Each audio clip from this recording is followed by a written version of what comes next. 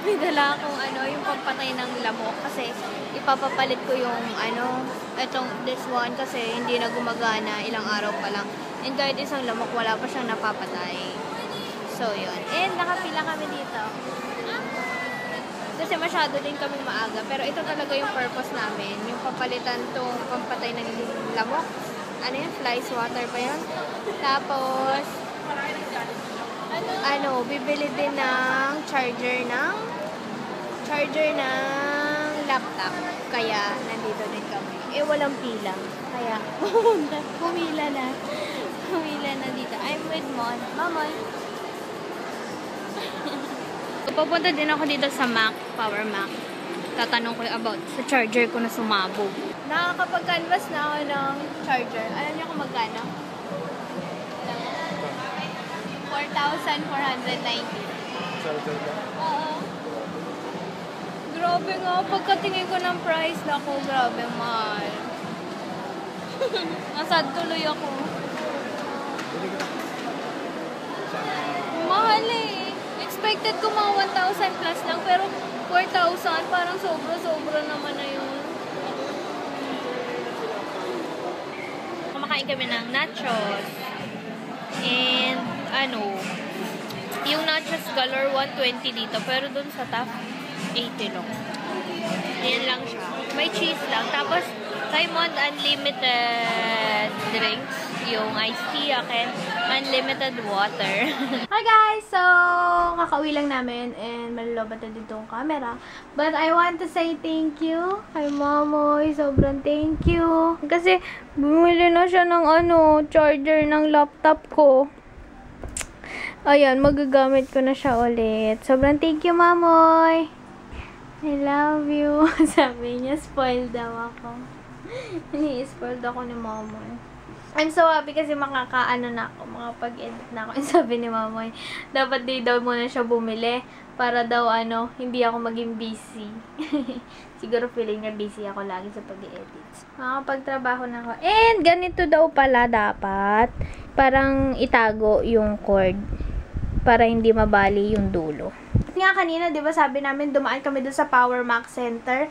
Ang price nito is 4,499 or 90, ganon.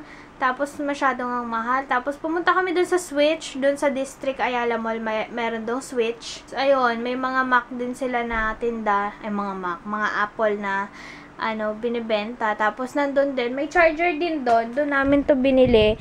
Ang price nito 3,999. Ay, hindi. 3,990. So, yun, mas mura doon sa Switch. Sinabi din namin na ang mahal nga doon sa Power Mac. Tapos, ayun, sabi nila, ang sinusunod daw kasi ng Switch na store ay yung online price. Kaya, mas mura daw sa kanila. Ayun, hindi mas nakamura ng 500 pesos. Ang laki din ng patong nung Power Mac. Kaya, ayun. Buti na lang napadaan kami doon sa district. So, ayun, makakapag-edit na ako ulit. Man! Thank you! Thank you! I love you. Thank you. Oh, baboy! Don't say that here. Pwede private. May tao sa CR eh. Sorry. Mamoy, thank you. I love you.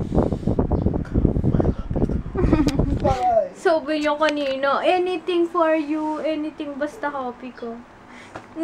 Kinikilig kaya ako. Pero naiya ako kay Mamoy. Kasi siya talaga yung bumili nung nung charger. Yung MacBook ako bumili. Yung charger, si Mamoy. Pero grabe talaga ang mahal ng charger. Parang hindi makatarungan. Expected talaga kasi namin 1,000 plus lang. Kasi Mac nga. Pero nung pagdating dun, 4,000, 3,000. Grabe.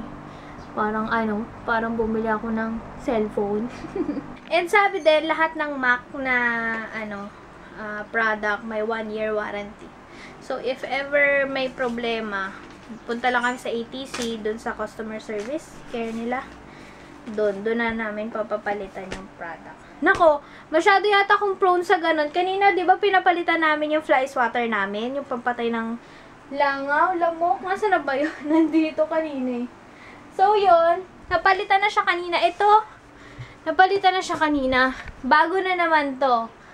Tapos naalala ko yung epilator ko. Di ba sira din niya? Nasira. Andito.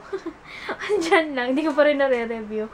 Tapos ito, ayan, bago na. Trinay ko na kanina. Nakapatay siya ng 2 lamok finally. Ay, kaya kailangan talaga itinatago yung resibo. Yung, yung epilator ko, kaya hindi yun mapapalitan kasi wala na yung resibo nun. Tsaka, kaya ako tinatamad i-review. Although, gusto ko naman siya i-review. Nakakatamad kasi nasira na, ba diba? Parang wala ka nang ganang i-review yung product na gano'n. Ayun. Guys, medyo maputi yung mukha ko kasi powder lang ang ginamit ko. And, time check mga 6 na, past 6 na siguro. And, magluluto na ako ng dinner namin. And, bala ko itong isda. Kasi kahapon, bumili ako ng fish. Actually, tilapia. And, plano ko talagang magprito ng tilapia. Kasi, parang ang tagal na namin hindi nakakapagprito ng, matagal lang kami hindi nakakapagluto ng fish. So, yun, nakakita ako ng tilapia. And, bumili ako sa palengke. Hindi ako masyado marunong, pero ang alam ko lang, dapat hindi mapula yung mata ng fish pag binili. Yun, kakapatay lang yata nung fish na yun. Basta alive yun tapos namatay. Pag medyo humihinga-hinga pa, 130. Pag namatay na, pag tumigil na yung paghinga ng tilapia, 110 na lang daw. So, ayan, nakuha ko to ng 105. Gumawa si Mamoy ng avocado shake. Yum, yum. Purong avocado. Ang mahal ng avocado. 60 pesos per kilo. Ayun, 60 pesos. 3 avocado lang yung nabili ko. Grabe.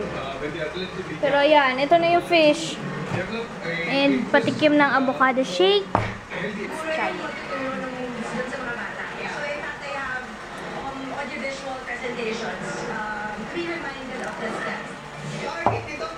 Nilagyan mo, Mamoy, ng banana?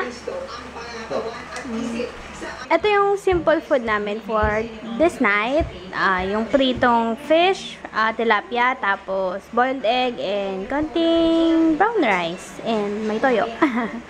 Kain! Nilalagyan ko nga pala ng nail polish na clear yung gilid ng aking glasses. Kasi may nagsabi sa akin sa comment, and it's Ana Deng Dopamine, na nag-fade daw yung silver na yan. Kaya lagyan ko daw ng nail polish. Naalala ko lang. Kaya ngayon, lalagyan ko. Kasi medyo pawisin ako lately. Tapos sabi ko baka nga mag-fade dahil sa acid ng aking pawis.